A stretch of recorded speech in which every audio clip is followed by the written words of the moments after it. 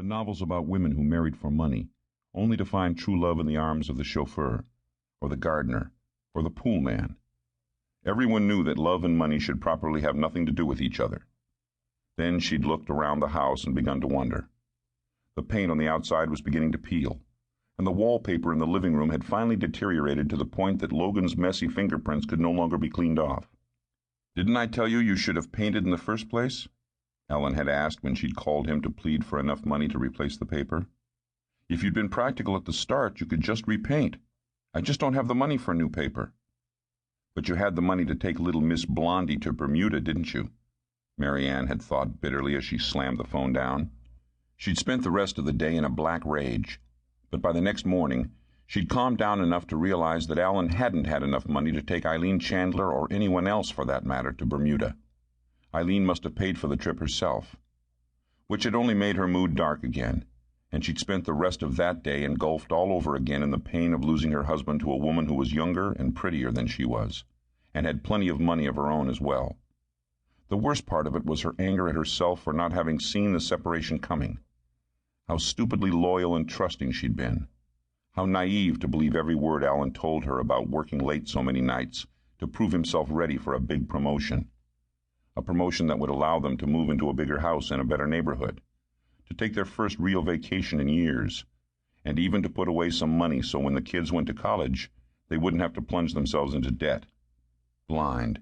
She'd been utterly, hopelessly blind, until the night 6 months ago when Alan had come home late, and without a word of apology or regret, had packed his suitcase and announced he was moving in with another woman. "It's not something I can explain," he'd told her as she sat on the edge of the bed, staring wordlessly at him while tears streamed down her face. "It's just something that happened. She came in to talk to one of the architects, and something happened between us. Something I couldn't control." Finally he'd sat down next to her, gently putting his arm around her and talking quietly, his soft voice and warm brown eyes consoling her at the same time that his words cut into her soul. By the time he left, she was almost convinced that the whole thing was somehow her own fault.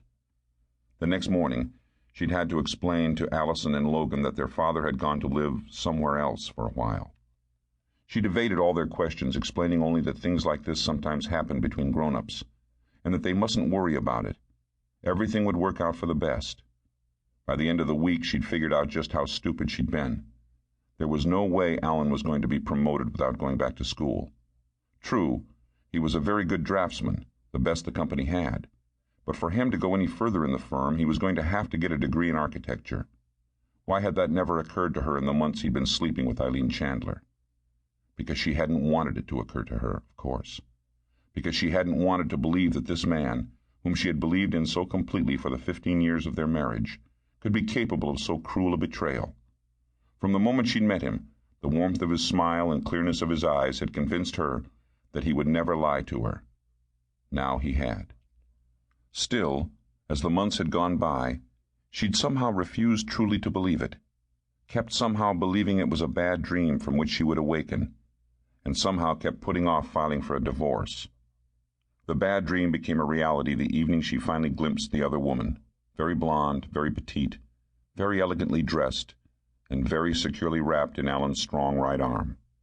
They were coming out of a restaurant, a very expensive restaurant which was far beyond Alan Carpenter's modest means.